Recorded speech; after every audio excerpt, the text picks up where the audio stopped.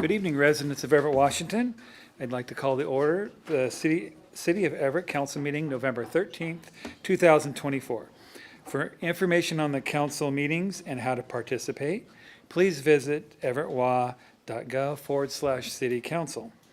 Clerk, will you please take the roll? Mayor Franklin. Here. Councilmember Toohey. Here. Councilmember Bader. Excused? Councilmember Ryan. Excused? Vice President Zarlingo. Here. Councilmember Vogely. Here. Councilmember Fosse. Here. President Schwab. Here. And at this time, I'd like to ask Councilmember Zarlingo to lead us in the Pledge of Allegiance.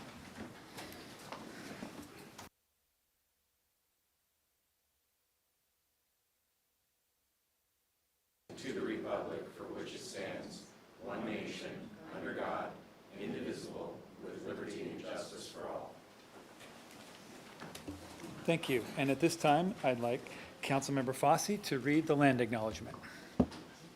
The City Council wishes to acknowledge the original inhabitants of this place, the Jehob's people and their successors, the Tulalip tribes.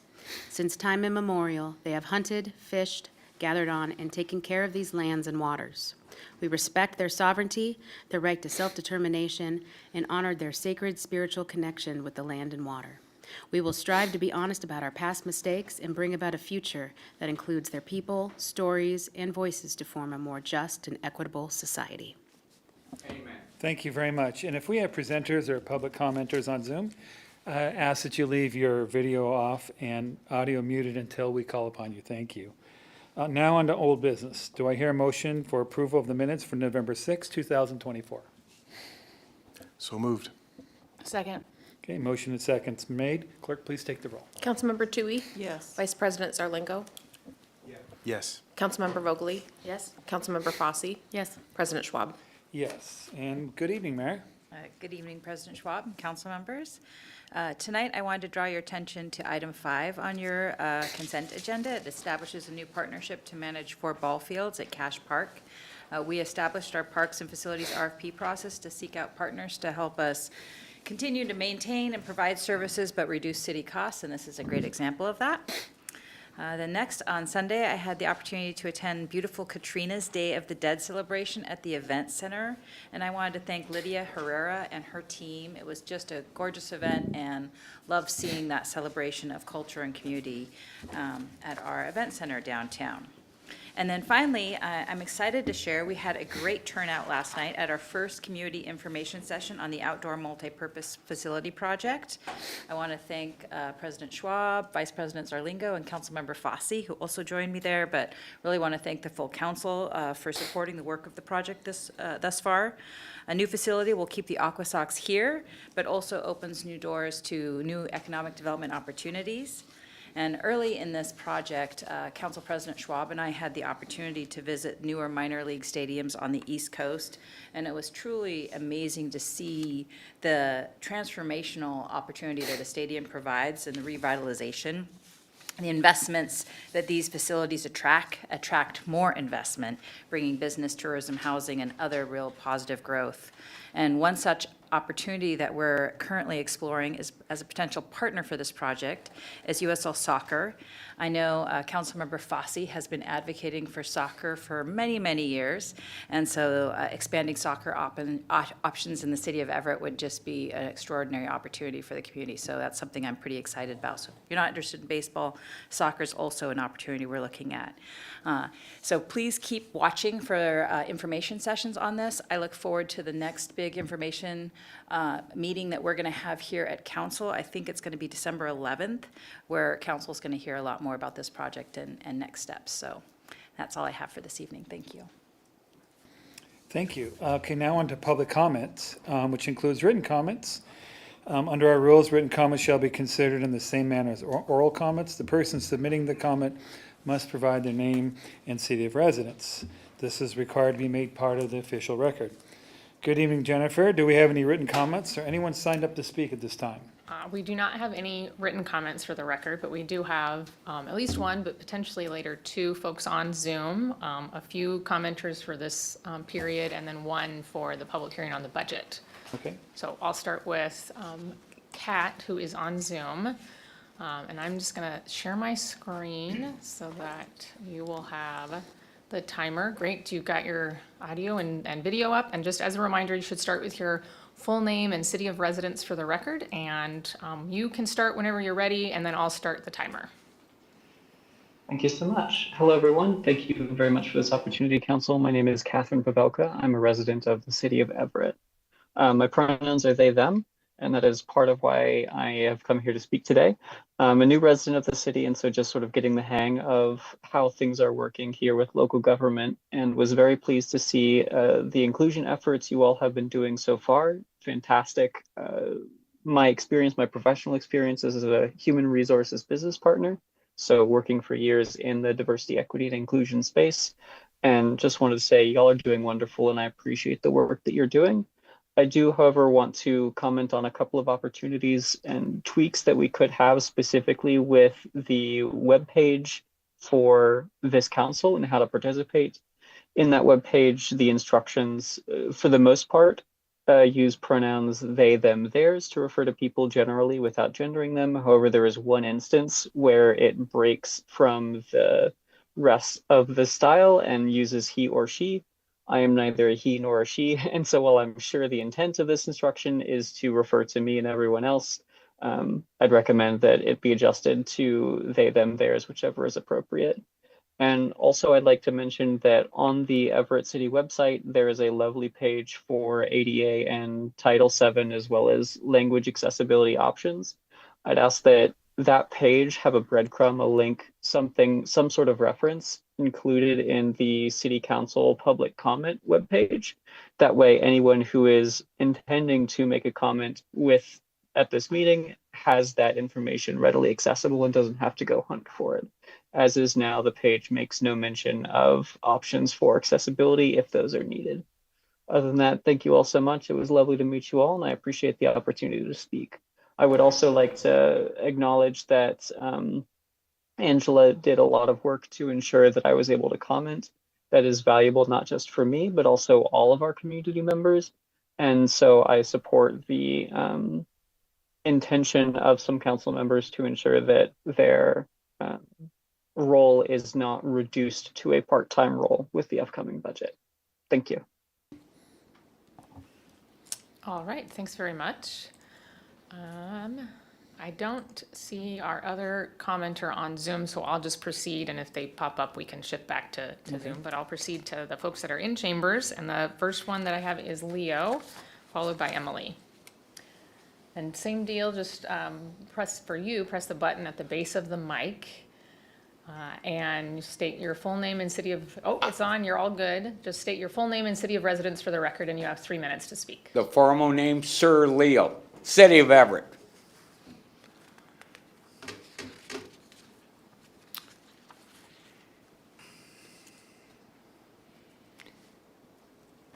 I'm going to give this new mayor a compliment.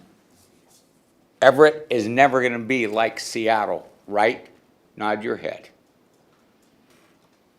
I was in downtown Seattle a short time ago, and I was with a businessman in Everett, and he's got 7 restaurants throughout the area. He says, your family and my family, we've been here a long time. We've been here, well, a long time. Over 100 years. Like a great senator once said to me, what happened to my Everett? I go, Senator, it's our Everett. He says, you're correcting the senator of the state of Washington? I said, damn right. You're going to listen to me.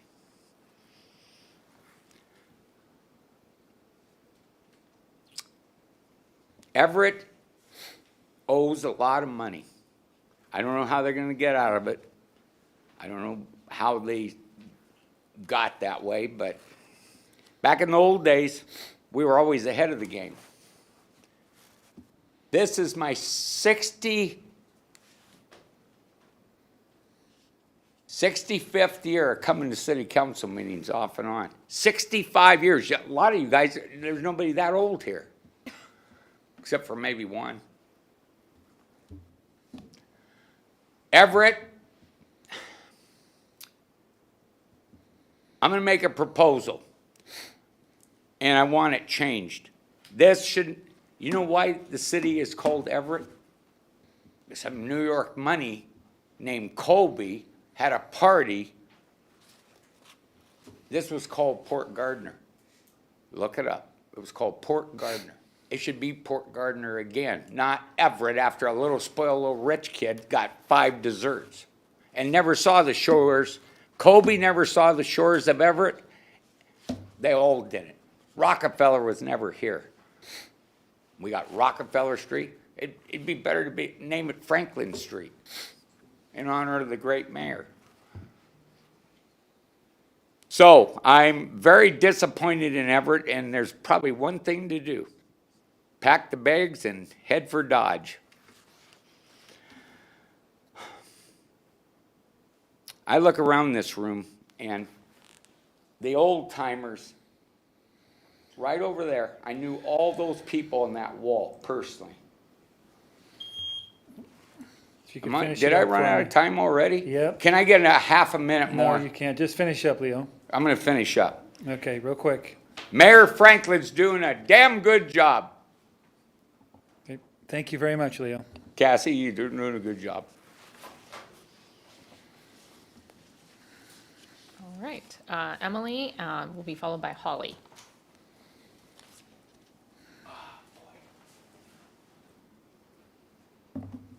This is on? Okay. So, Everett, Emily.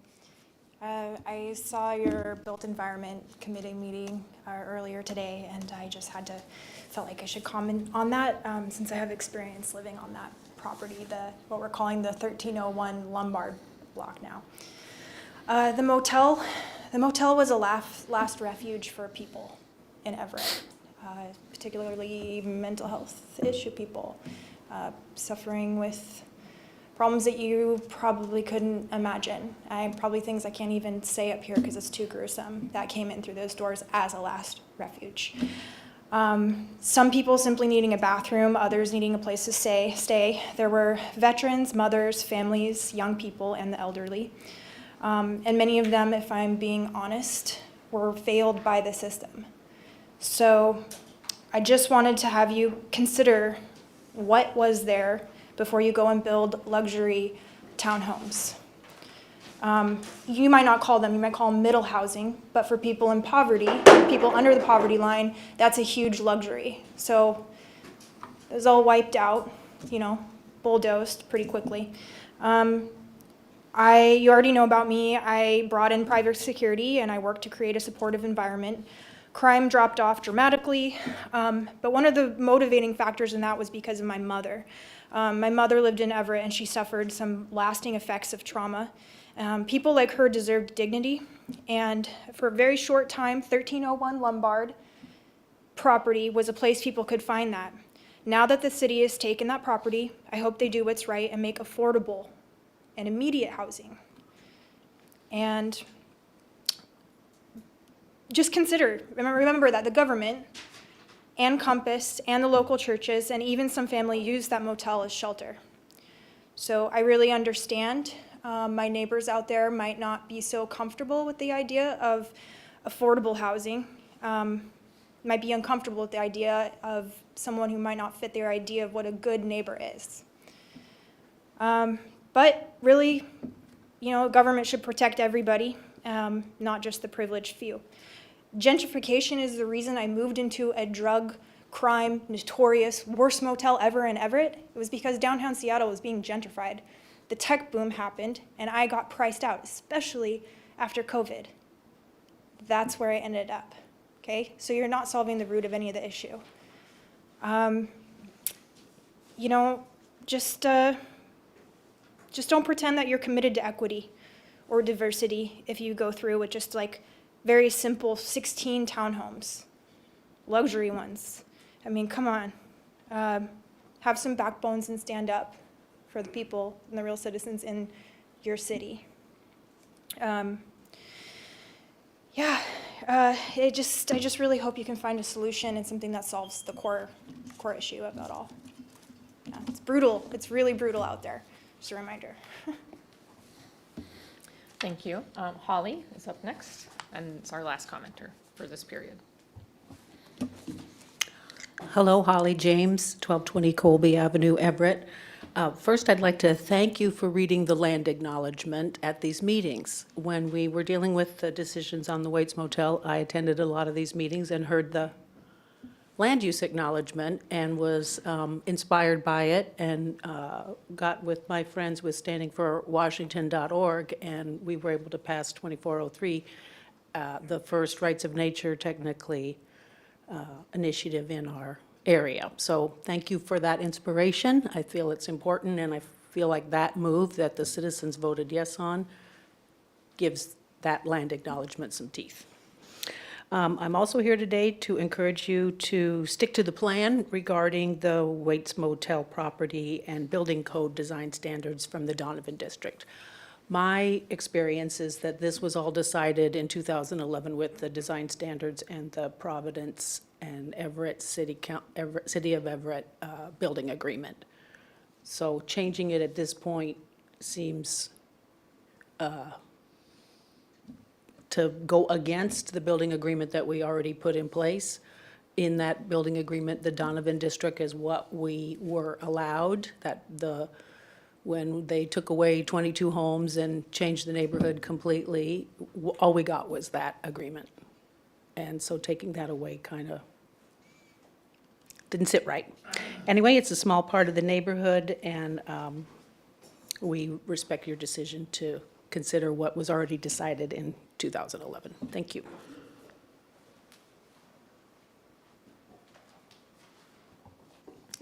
That concludes this portion of the public comment until we reach the public hearing. On Okay, and item we eight. have speakers of the public hearing? Yes, we'll have one. Okay, thank you. All right, well, now it's on to council comments. Councilmember Toohey. Thank you. Just real quick, briefly, I wanted to thank the staff for the detailed answers of our budget questions. Appreciate, haven't quite dug into everything yet, but I'll get there. I just wanted to know, will they be posted on the website for constituents? Or are we Yeah. gonna read them all here? They'll be on the website. I am, no one wants me to read 14 pages of that memo, but I think we had contemplated putting them on the website. So yeah, That we'll would be take great, care of that. because I'm getting, people that have kind of followed have asked, they knew the questions and what was the answer. So I think that would be great to make that available. Thank you. Great, thank you. Councilmember Zarlingo. Well, thanks to our commenters. Also, thanks to those who participated in last night's meeting, public information session about the stadium. It was something over half the session had to do with public questions and feedback, and I learned a few things and raised a few questions that I'll be looking at as we go forward with this.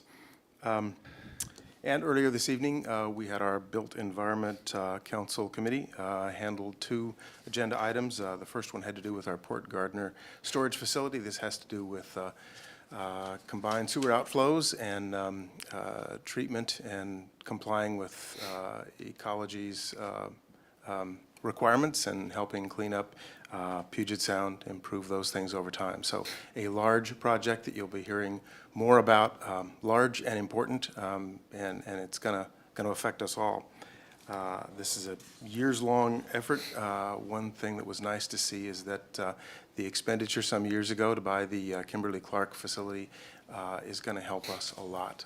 We'll be able to reuse a bunch of existing infrastructure on that site that would be prohibitively expensive to reproduce. So good news that way. I think in these tight budget times, we need to do all the leverage we can. And then also some discussion, I think I'll leave that to co-chair Councilmember Vogely about the property at 1301 Lombard. There was a lot of discussion about that, raising some additional possibilities, and Councilmember Vogely has looked into that in more detail. So if she's interested in commenting more on that, then I'll turn that over to her. Okay, thank you. Councilmember Vogely. Thank you so much. I will get into that. First, thank you, Catherine, for your on Zoom about accessibility and all of that. I know that it was taken note of. I don't get to write the website, and I'm glad that I don't. There are staff members that are phenomenal. So anyways, thank you for bringing those items to our attention. Emily and Holly, I think I'll say thank you in two different ways. Just previous to this meeting, I did find out that a very big thing happened in my district, and there are now 3 folks that are newly deceased and 2 in the hospital, and I just rest in peace. I don't know their names yet. I probably don't know them personally. But it's a big deal when you're forced to sleep out on the streets because there's not affordable housing and there's not temporary housing and there's not any housing for you. And you get run over by a car that has been trying to get away from some criminal deed that they have done. So right now, I'm personally just putting out there rest in peace, and I'm giving my sorrow to the families and friends involved. And I want everyone also to know that Everett Police Department is doing what they know how to do and what they're very good at, and that is figuring out what's going on and how people can be held accountable. So thank you for that. The Northwest Room at Everett Public Library is a great place to research geographical information about this city. So if you are curious about who used to live here and who lived on what street and what the Colby, oh gosh, what are they called? Now I can't remember, but who's who in Everett history, Northwest Room at the library is a fantastic place to go for that information. Providence Hospital does definitely have a public-facing podium or two where they took down the Donovan homes in that area and put up the hospital. Yes, there were homes taken down, just like there was land taken from white people in this very area. So all sorts of historical information is possible to be found out and learned about. And I'm glad that we do have a land acknowledgement. And I think it does say that we're on stolen land. And so thank you all of our commenters for being here and talking about those things. The 1301 Lombard rezone has already happened. It is business, neighborhood business, so that's not going back. It's not going back to single-family zoning. It's not going up to super-duper multifamily. It is business residential. We discussed how we might be able to encourage the developers that will eventually take over that land through purchase, how they might be able to facilitate affordable housing. And that is all I have. Thank you very much. Thank you. Councilmember Fossey. Thanks. Thank you for everyone that came to give public comment, as always. The community information session was a packed house, and there was a lot of valuable information that was shared there. So thanks to everybody in the community that showed up and asked questions. There will be more, obviously, to come information-wise on that. And then we had a fiscal advisory committee meeting today that I'm sure President Schwab will probably go into a little bit more detail, so I don't need to relay anything on that. And also thanks to staff for answering all of those questions. I know there's a lot, and I know there's still to come a lot more. So thank you so much. Okay, thank you very much. Yeah, thank you for all your comments tonight. I guess I'll just report on one thing, and that is the Stadium Fiscal Advisory Committee. I know the mayor mentioned December 11th, we might schedule to do a vote. The Fiscal Advisory Committee is working on a proposal that focuses on the 2 options, the downtown site and then the existing site, and the pluses and minuses from a financial point of view. I'm hoping that perhaps on the 4th that we'll get a pre-briefing on that, some sort of briefing, a heads up, and whatever information that we can decipher, because it's a pretty big decision, and as soon as we can get it ready, it's still going to be up in the air about when we can provide that information. But I want to get that out to the council as soon as possible. So be prepared to dive in through the information and the recommendations. Right now, they're working on a draft as we speak, so hopefully that you'll be able to make a comparison between the two sites, not only the total costs, but also a comparison of how it impacts the city, and also the types of revenue that we can get to build the project. So it's going to be exciting time. So hopefully, I think the goal at this point is at least get a proposal where we can have a final structure, like a minimum structure. And as the project continues, we may be adding stuff if there are other revenue sources that come into play, like state, federal, county resources. So the goal is to propose something, at least we'll know what the minimum completion project will look like. And so, yeah, so be prepared. I know you guys have spent a lot of time on the budget and a lot of hours, and so is the mayor's staff too. So this is another really big project that's coming very quickly. So just want to give you a heads up on that. So thank you very much. Okay, moving on to administrative report. Yes, I just have a couple items. First, maybe just for clarity, our current plan would be to have a briefing about the multipurpose outdoor facility stadium on December 11th with action on the 18th. December 4th is, I'm trying to preserve that for your budget adoption night, but we can talk about it, about the Okay. scheduling. Yeah, I guess my point was if whatever information that we can get out to council to start deciphering, Sure. even beforehand, even without a briefing, it would be Yeah, good. maybe we'll Yeah. work to see, you guys are on the fiscal advisory, so you're Yeah. probably more in the loop than me on aspects of this project, but hopefully we'll be able to get something electronically to Yeah, council yeah. earlier than that, and then Yeah. the public briefing on the 11th, and, yeah, Just we'll as soon work as on it. possible, yeah. Thanks. Sounds good. Okay, I think two items. First, to let folks know, WashDOT will be opening both lanes of SR 529 and the Marine View Drive to SR 529 North Loop ramp on Monday, the 18th. There will still be some lane closures pursuing remaining work, but that's an important stage. WashDOT has told our staff that the soonest the southbound bridge would be rehabilitated is in 2028, so a breather from future disruption there. And then they're also aware that our city wasn't satisfied with the traffic configuration, and so we've shared suggestions for other options, and now they have some time to look at different ways to do kind of the next phase of the southbound work a few years from now. Tonight on your consent agenda, there's approval for a State Recreation Conservation Office grant for Snohomish River Boat Launch at the Langus Riverfront Park.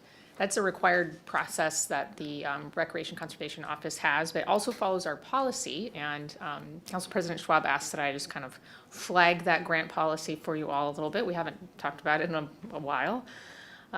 So our grant management policy requires council approval for grant applications that are over 50,000.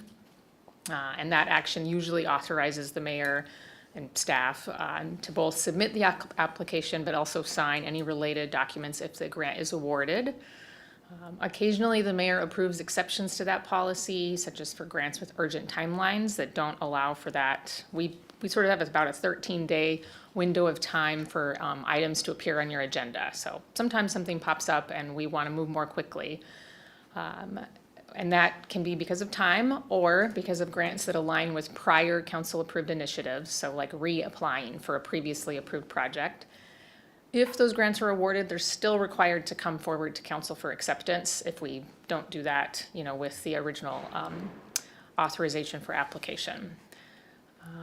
The item that's on here is pretty routine as far as that goes, but just so you know, kind of that's the procedure that we follow, is that adopted policy. And yeah, that's it. Thanks. Thank you very much. On to our city attorney, David Hall. We do not have an executive session tonight. I'll give a brief report. though. The State Supreme Court in Olympia held a hearing this morning on the proposed new indigent defense standards, which I know you're generally familiar with, but to refresh your memory, the current standards limit the number of cases our public defenders can handle to 300 or 400 cases per year, depending on whether we adopt a case weighting system. Under the new standards, that would be phased in over a couple years. By 2027, that limit would be 120. And with the different way they weight cases, it's really closer to 100. So their workload would be cut by about 2/3, maybe more, meaning instead of the current 7 that we employ under our existing contract, we'll have to hire an additional maybe 13 public defenders in our public defense costs, because we also have to pay for more office space, more investigators, et cetera. We'll go from our current $1.5 or so million to something closer to $5 million. The public defense community testified, public defenders from around the state and representatives of public defense organizations. They think the proposed standards are just awesome. They will have their workload cut, and they will make more money because part of the standards require pay equity. In other words, no matter how few cases they handle, they will make the same as our prosecutors, who will continue to handle between 700 and 800 cases per year. There were a number of cities and counties who testified, as well as the Association of Washington Cities, adamantly opposing these standards. There was a lot of analysis of the catastrophic fiscal impact these standards would have, which is true. There were suggestions to tweak the standards, to increase the phase-in period, to do additional study. My comments focused on a different angle, and that is that in the city of Everett, we do not have a problem giving indigent defendants constitutionally adequate representation. We have good public defenders. They are very, very busy, as our prosecutors are, but they're doing a good job.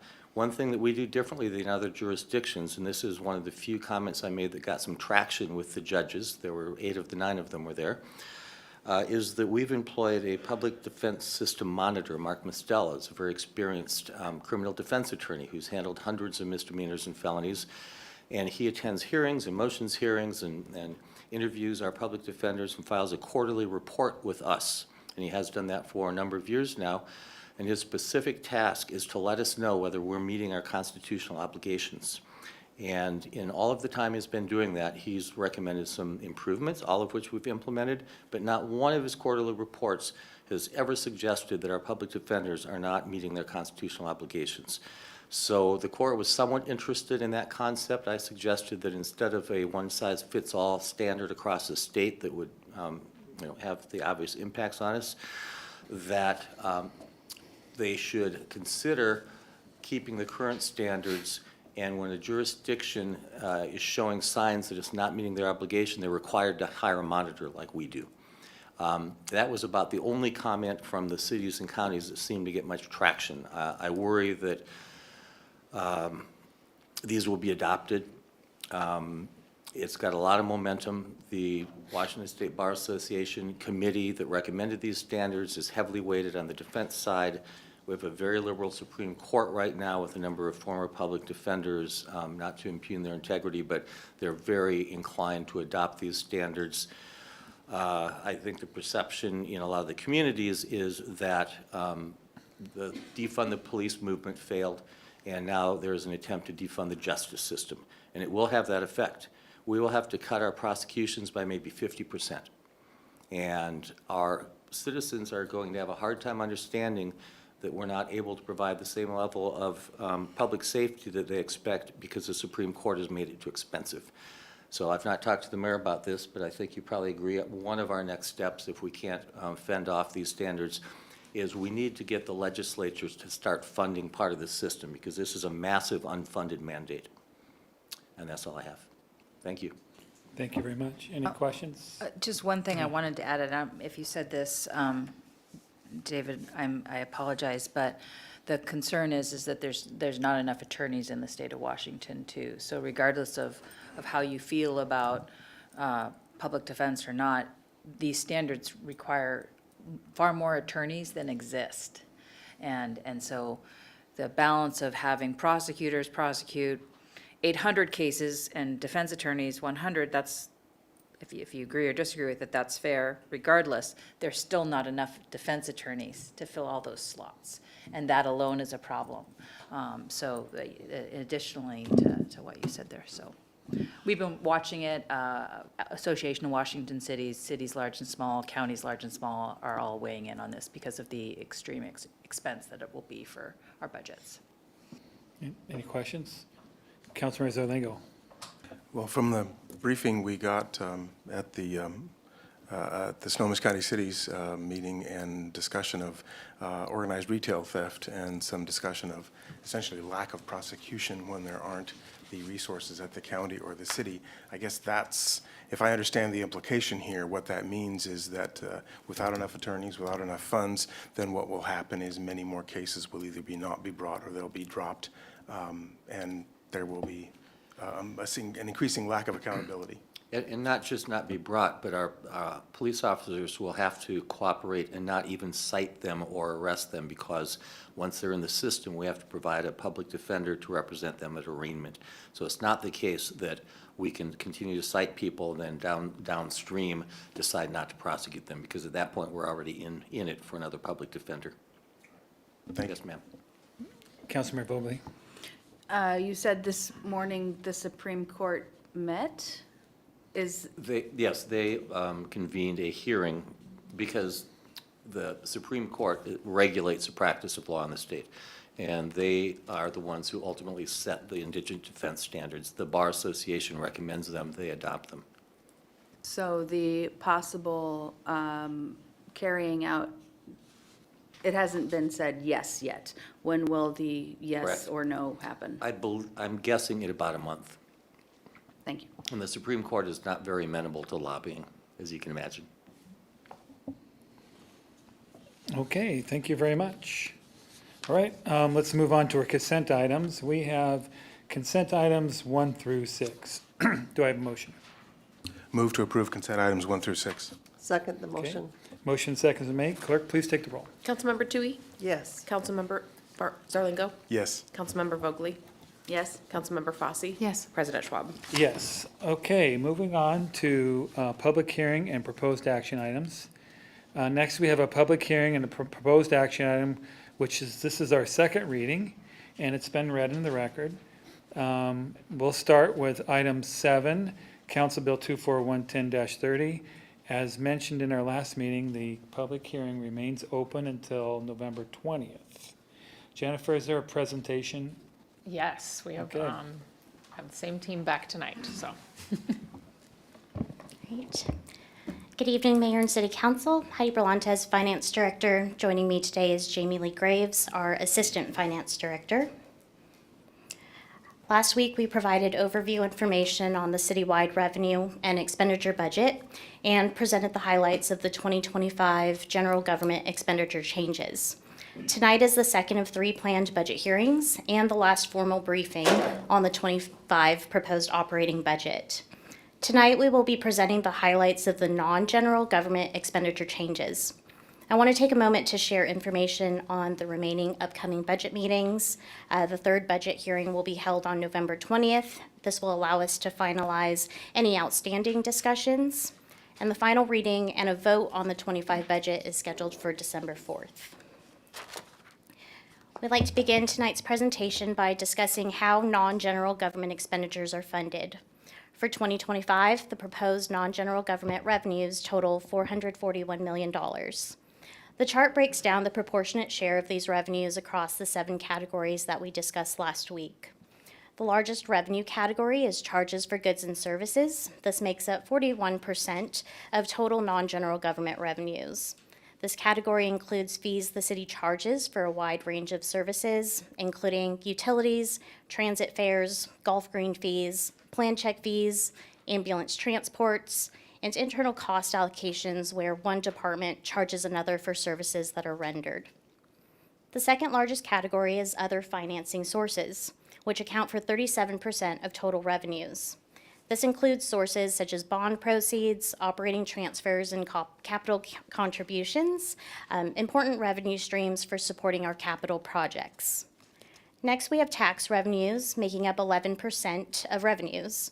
This includes various taxes, such as sales and use tax, the emergency medical services property tax levy, car tab fees, and admissions tax. Intergovernmental revenues make up 7%, and these includes grants received from local, state, and federal governments, as well as ground emergency medical transport, or GEMT reimbursements.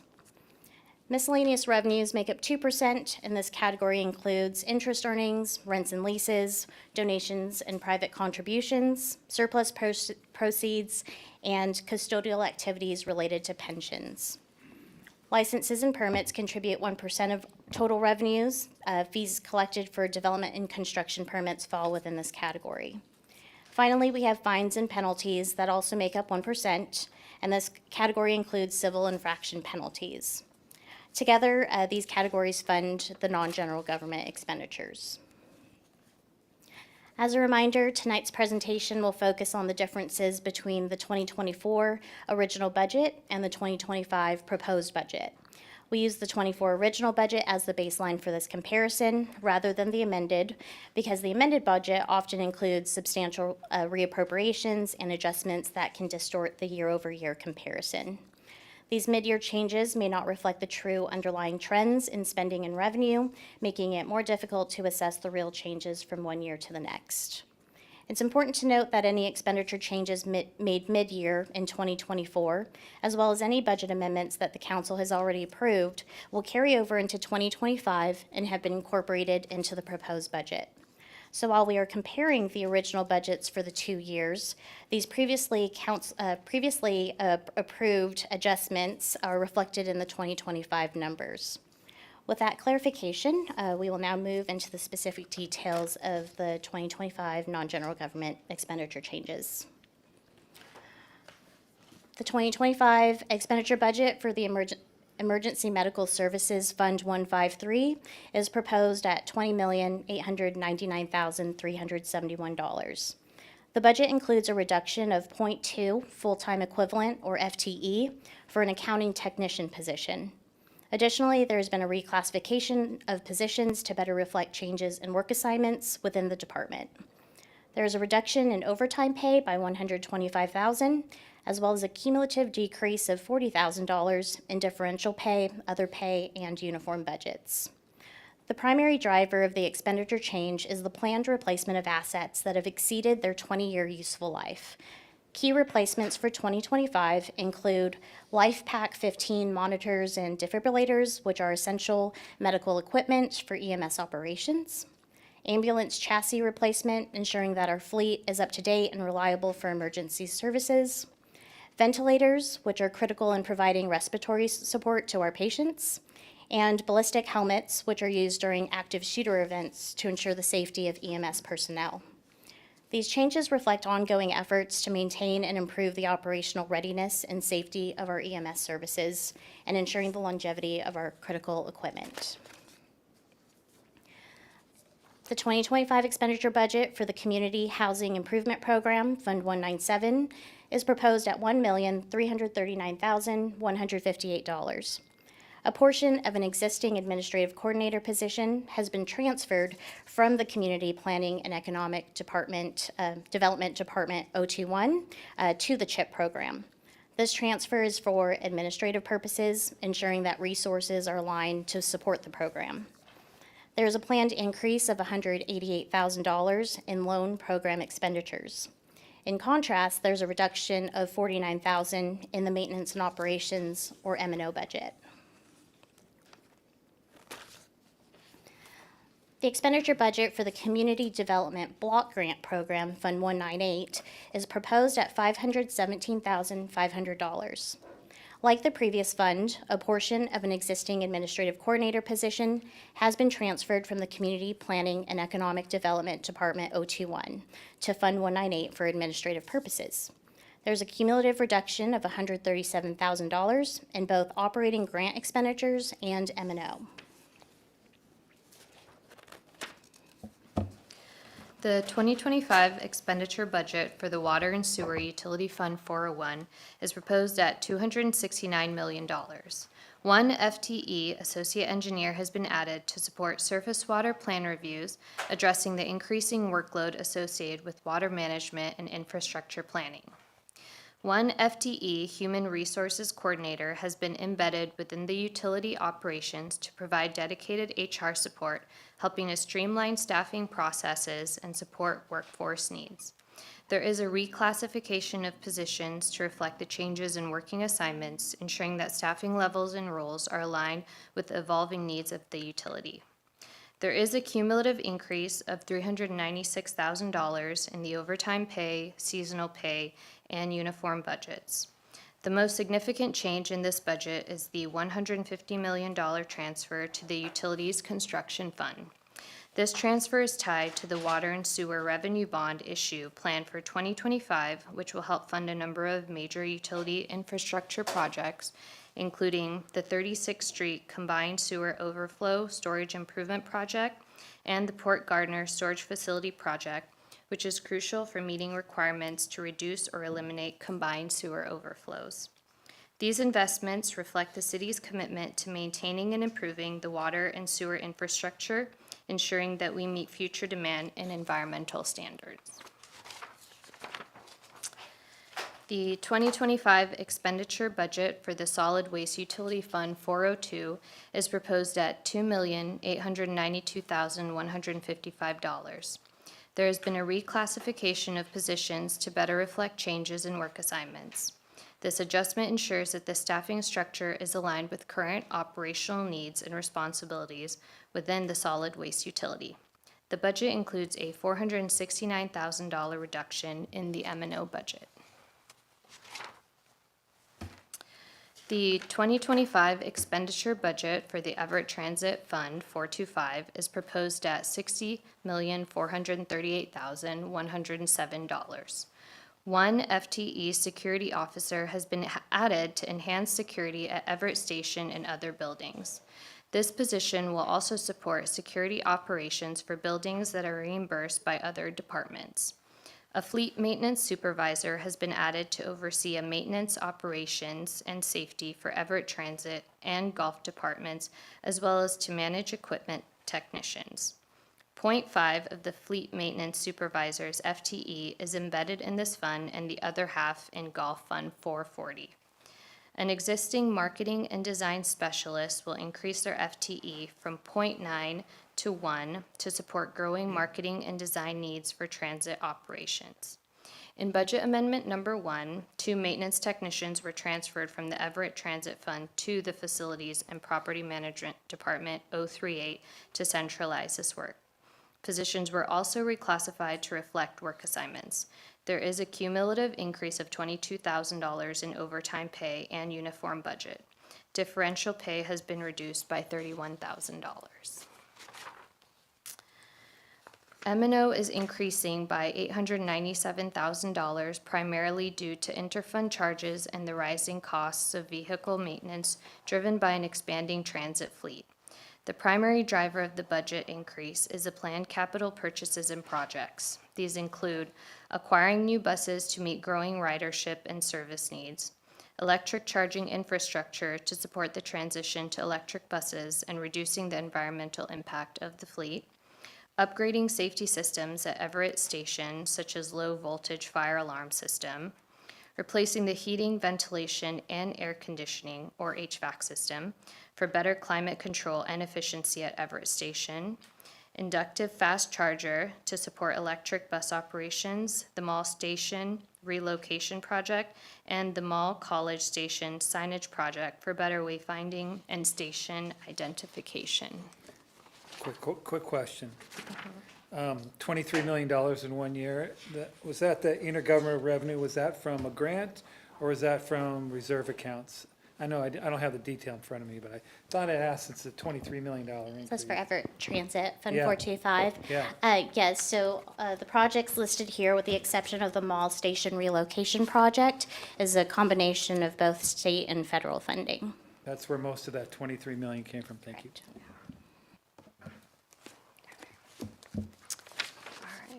Fund 440 Golf. The 2025 expenditure budget for the Golf Fund 440 is proposed at $6,127,630. A fleet maintenance supervisor has been added to oversee maintenance operations and safety for both the Everett Transit and Golf departments. This position will also manage equipment technicians across these two areas. 0.5 of the fleet maintenance supervisor's FTE is embedded in the Golf Fund, with the other half allocated to the Everett Transit Fund 425. There has been a reclass of positions to better align with current work assignments. There is a cumulative increase of $41,000 for overtime and seasonal pay to accommodate the increased workload, particularly during peak season. M&O has increased by $340,000 primarily due to the management fee contract. This increase reflects adjustment in the costs associated with managing the two golf course facilities. The 2025 expenditure budget for the Motor Vehicles Fund 501 is proposed at $9,894,559. Overtime has been reduced by $10,000. There is a cumulative increase of $27,000 for differential pay, seasonal pay, and the uniform budgets. M&O is increasing by $584,000, driven by two primary factors: purchase parts to maintain and repair the city's fleet of vehicles, and capital purchases and projects planned for 2025, including the fuel infrastructure project, which is essential for maintaining the fueling system for the city's fleets, and the automotive in-ground lift replacement, a necessary upgrade to ensure the safe and efficient maintenance of vehicles. So this concludes our presentation on the 2025 non-general government expenditure changes. Jennifer, do we have anyone to speak from the public? We do. Scott could come to the podium, and you'll have 3 minutes, and then we might get the mic turned on for you, but it's that button at the base of it. There you go. Yep, there we go. So Thanks. I do have another set of handouts to follow up on the handouts from last week. So if you want to hand those out. Scott Murphy here, longtime Everett resident, former city council member. Good evening, all. Wanted to follow up on my comments from last week on the 2025 budget. But first, you know, I attended the mayor's budget address a month ago, and I left the meeting actually feeling somewhat encouraged based on the comments that we were given. And I went back through the written comments tonight because I was trying to remember, why did I feel so encouraged about the budget address? And I'm pulling this off of page 1-2 out of the budget binder, and I think this is why I was so encouraged. I'm quoting the mayor now, quote, "Tonight I'm not only presenting a balanced budget, but one that takes us well beyond 2025. So I left that meeting believing that we were going to be receiving a balanced budget from the mayor. And of course, a week later, the budget was uploaded to the website, and we've all been studying that over the last week or two. And the truth is that we do not have a balanced budget for 2025, at least in terms of the general government fund. And I did go through this last week with you. This is the chart that I handed out that showed that at the end of 2021, the general government fund balance was at $55 million, which was a healthy 2 times the minimum required. And that over the last 4 years, if this 2025 budget is accepted, the city will have spent down the general government fund balance to a bare $33 million, which under the formula, the 20% policy that the city has, is basically the bare minimum. It's $4,000 above the bare minimum. So it's not a balanced budget. It's a budget that is presented by utilizing a $4.6 million deficit out of this $55 million starting balance. So I want to move on, though. Last week I was focused on the deficit and how the fund balance has been drawn down. The handout I've given you is some notes. Page 1 of the notes is really just a reflection of how the fund balance has been drawn down since 2021. So I won't repeat that. That's essentially the information I provided to you on the chart. But page 2, importantly, highlights about 10 different funds that are resident within the city's budget. And you can see, I'll just pick out about 4 of them here. The EMS budget since 2023 has dropped from $16 million, and if this budget is accepted, it will have dropped to $12 million. The rainy day fund has dropped in the last 2 years from $4.5 million to $3.8 million. The CIP 1 fund, which is for repair and maintenance of existing structures, will have dropped from $24 million 2 years ago down to $2 million. The other information here, importantly, is... Scott, are you requesting another minute here or so? I'd request another minute just to wrap up. Yeah, that'd be great. Thank you. The real point, though, I wanted to draw to your attention, it was discussed briefly last week, and that's the left one. That is the retired firefighter and police pension and healthcare program, which for the past few years under these proposed budgets has not been funding anything to the budget. It's just been drawing down the reserve account. And you can see here that in just the last 2 years, the pension and healthcare funds for the firefighters and police has been brought down by about $6.7 million. So the point I want to make is that if you continue to approve these budgets with no funding for these obligations, in a matter of just a few years, the funds will be gone. And yet the city will still have that obligation. The actuaries project that obligation goes out to, I believe, about 2055. So it is just vitally important that we start funding these obligations for these retired firefighters and police officers, as well as all these other funds. So based on all this, I'm going to keep going through the 450 pages, but I've been through most of it. I'm going to urge the council to take the next few weeks and work with the administration. I think you should reject the proposed budget, the deficit spending budget of $4.6 million in the general government fund.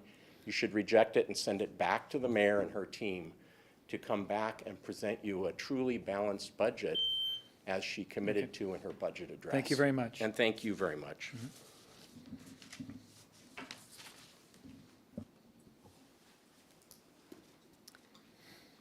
Okay, do we have anyone else to speak? We didn't have anyone else signed up, but I just had a couple comments.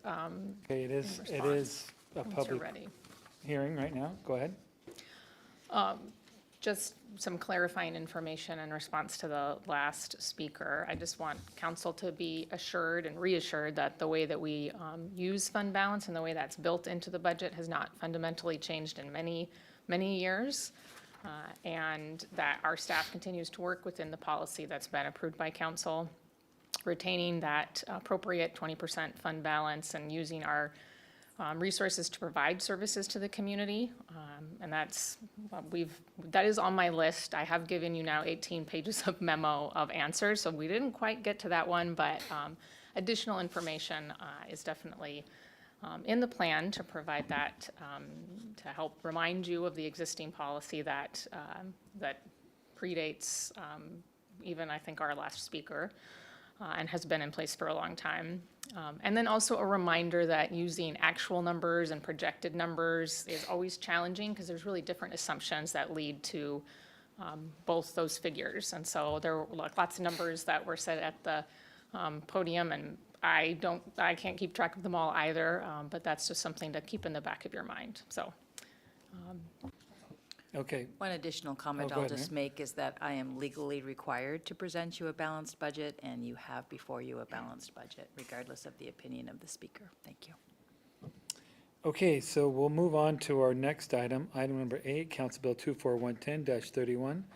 Same thing applies to this item, that the public hearing will remain open until 11:20. Jennifer, are there anyone to make comments on this item? We didn't have any, I don't know if there were any council questions on the last presentation, if you wanted to take those, but we didn't have anyone signed up for the next two public hearings, so. Okay, so item 8 and 9, so I'll just, at this point, just make it official that item number 9, Council Bill 24110-32, the hearing is open and will remain open until 11:20 as well. Are there any council wish to make comments or questions for items 7, 8, and 9? Ah.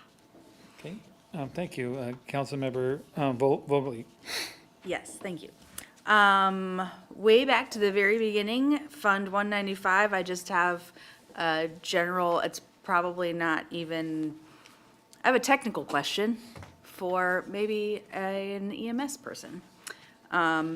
Ballistic helmets, are they timed out to be replaced, or are they replaced after use? I'm going to call DC Hendrickson up because I am honestly not sure the answer to that question. Hey, thank you. Jeff Hendrickson with the city. Yeah, all ballistic protection items have a certain expiration date. It depends on the item itself. Shields are a little different, but helmets do expire after a certain amount of period, and so they get replaced on a set period, so. Thank you, kind of like car seats and bicycle helmets. I Exactly, imagine. yeah. And obviously, if they were used, thank God they're not, but if they were, they'd be replaced at that point as well, so. Okay, thank you. And then Fund 245, I was just reminded it's probably through a few other funds. I mean, you'll understand. There were a few state initiatives that we recently voted on as citizens of Washington State, and I think they all failed, and so I think because of that, we're still basically in good standing. Fund 245, yeah, is transit. That could have been real bad, but as it turns out, it's okay. So I just wanted to, I guess, say that and get confirmation. Yes, the Initiative 2117 had to do with the Climate Commitment Act, and that failed, or appears to fail, since it won't be certified till November 26th. Right. And that would have had a big implication. About 10%, I think, of Everett Transit funding would have been at risk, or was at risk, actually, yeah. Okay, and then one more, also technical, maybe, and I can't remember, I think it was said a few times, the uniform budget. Does that mean uniforms like people wear, or something else? Uniforms that people wear, and it's also in alignment with the collective bargaining agreements. You'll see it in AFSCME contracts and. I found it interesting for the motor vehicle department, because I know that like law enforcement got new jumpsuits a few years back, and so I was just curious, and so that's all, unless other people ask questions, and then I get reminded of other things I want to say. Thank you. Councilmember Tui. Yeah, just a quick question on the Fund 440 and 501 with the increased M&O. Were any of those grants or federal funding dollars? Not to my knowledge. We do have Bob Leonard here, who could confirm for me.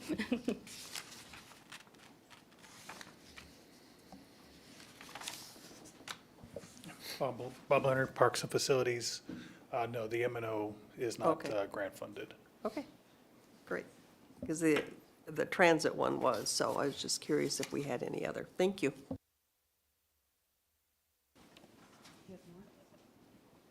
Councilmember Fossey, do you have a question?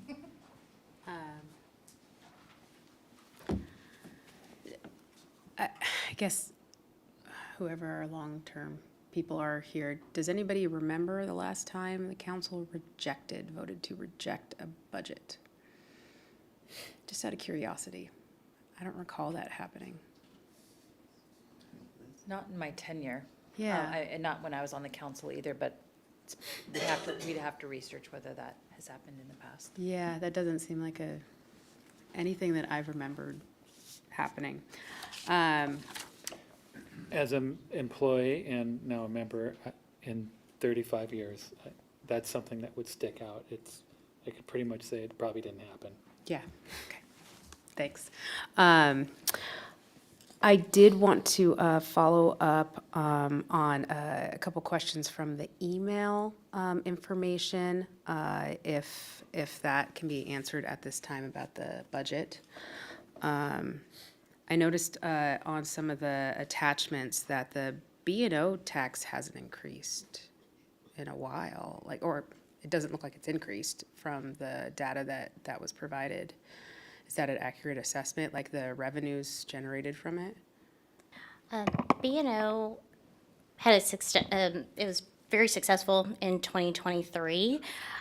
However, you're not seeing the same type of growth from 22 to 23 as you will for 24 to 25. And that is really due to the aerospace industry and the labor strike. So there's some I'm concern. talking from like 2014 to now. Because it looks like in 2014, you had the revenue at 20 million, and then the proposed is 21 million.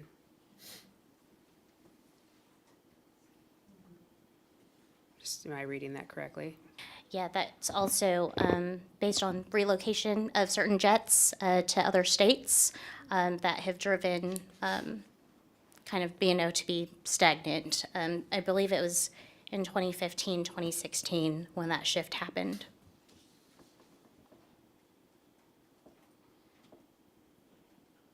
Okay. How does that correlate to what our B&O tax rate has been? Has that, because this is the overall revenues, what about the rate that we've maintained? The rate for aerospace B&O tax is written to code. I believe that there has been a change for 2025, and it's listed the annual changes to those rates. Other non-aerospace B&O tax has not changed. Okay. It's a little bit less specifics than I would like. So could you follow up and kind of give me like a picture of what the B&O tax is looking like, and what percentage of that generally on those revenues is looking like it's aerospace, and what is outside of that? I'd be interested in seeing that. Thank you. The other thing is I noticed that the license and franchise fees was significantly like reduced from 2014 to now. Do you have an idea or an explanation for why that is? Look at that because it is accumulated. Different departments have those licenses. Also, a big change is when we moved construction and development fees, which would fall under that licenses and permit category. In 2023, Fund 130 was created. So those revenues are now recognized in a non-general government fund versus general government operations. Well, on here it says, and this is just the information that was emailed in results to our questions, that it went from like 6 million down to like 2. And that was like back 2014, 15, and then has remained like lower. So maybe did that happen earlier, or maybe there was a different answer for that? You can follow up with me later. The other thing was the construction permits show that they're really low on here too. That was the move. That was the move to Fund 130 in 2023. Okay, yeah, that timeline tracks there. Fines and forfeits also reduced. Is there a different fund created for that? No, that could be also related to state changes for that affect municipal court. I would have to get the details on what those changes were. Okay, yeah. It's just, it was a percentage-wise, it looks like it was a significant like reduction from a while ago. So I would be interested in knowing, you know, what the justification behind that is. I think that's it for now. Thank you. Councilmember Volney. I have a memory. In one of those 18 pages, there is a short list of the like AWC and AHA. And I think that's a short list because I think there's only like 6 or 8. But I'm pretty sure that we have a lot more. You can give me the word if you know what I'm trying to say. Memberships? Memberships, thank you. I know that we have a lot more memberships. And so I'm curious if, I don't know if you need to type out the whole, how many are there? You don't have to answer right now. I didn't look it up today, but I know there's more than there is what is in there. And I bet we might be able to negotiate some membership prices. I'll take a stab at a couple things. First of all, each department will have different memberships, like, you know, to different small department-specific things. those are not listed there. You might be looking for mayors and business leaders for public safety, as I know That that is was a one. membership that Yes. you were interested in previously. We are still a member. We do not have any dues listed in the budget because all cities are kind of in the same boat as we are, and we still have adequate resources to do the work of getting together, and we're using our own staff resources rather than hiring consultants to do that work. And so it's not listed as a membership because we're not paying for it. So there's no fee associated with being a member. So they weren't in that list. But I think those are all the major memberships that are not department-specific. I think like NLC wasn't even in there, and I know we're members. The question was about Fund 009, and NLC Okay. is in the council fund, just like. Ah, I'm it gets pretty really sure- in depth. Yeah, so other departments might have association memberships, like the mayor referred to. But that Okay. answer was just in response to the specific question that was asked. Okay. I'm gonna let that go right now. Councilmember Fosse. So, not specifically related to that fund, but over a certain threshold, can we get an idea of some of those other memberships? Can we get itemized list of that? And again, I don't care about the tiny minutia, I'm more of like, whatever certain threshold you think is relevant for that, for the cost of those. I'll put in a number, 20,000 per year, unless, is that That minutia? sounds- No, that sounds great. I think we can answer that Yeah. question. Okay, thank you. Councilmember Zarlingo. Well, just a quick thing to make sure I'm on the right track with respect to the B&O taxes. It sounds as if that is really dominated by aerospace manufacturing and therefore is affected by programs that either move out of state or things that come here, and that it does not sound like there have been substantial changes in the rate, but there have, in the percentage rate charged but or collected, but mostly in terms of large movement in the aerospace industry. And then one pedantic thing, I guess, the fund you were talking about for transit, Councilmember Vogel was talking about for transit, I think instead of 245, it's 425, in case anybody's looking it up. Just because somebody could get lost. Okay, I'll go ahead and just talk, had a couple questions about procedures. So we have items 7, 8, and 9. We have public hearings. It's going to be open in the next meeting. Will there be more briefings?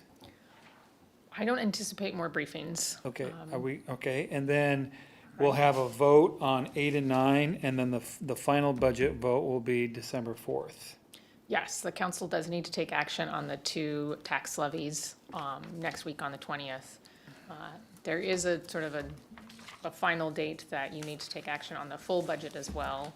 And so that's why it's scheduled for the 4th. Heidi would know I think she knows the. Well, for property taxes, the reason why it's due on November 20th is it's due to the county assessor's office by November 27th this year. Also, with the budget, it's also the effective date of when the council ordinance is passed. And the difference in when it's, the timing of when it's passed and when it's effective needs to be effective before the end of the year. Okay, good. Do we have more questions? Councilmember Fosse. I just had one other kind of question, comment. On the responses that you had provided to some of our questions, there was a very detailed list on there about an effort to have a balanced budget and be able to be within our means, some of the reductions in staff and the impacts that is going to end up having on the community. Is there at some point that you're going to be able to relay to the community what kind of impacts they're going to be seeing? Because the level of detail that was shown in there, I think is really, really helpful for the public to know and see what has to be done.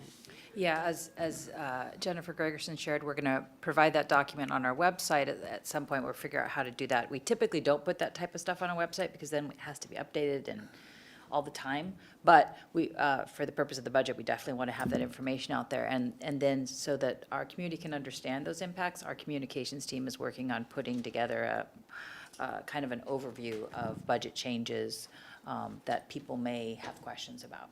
So, Okay. And is that budget impacts. Is that going to be presented here? Yeah, I requested that. It's called the Yes. President's List. Yeah, no, I'm looking forward to that. It's really important, so thank you for bringing that up about, it's really important we tell our our residents. Shall we include that in a material that might be briefed next week? That would be fantastic, yeah. Okay. And I appreciate the efforts too, that you and Mayor and your staff have been making. I don't think I've ever seen a more inquisitive council, so, and, you know, I appreciate your staff and the effort you guys have put in it, so thank you very much, appreciate it. Okay, any more questions? So, all right, meeting will be adjourned.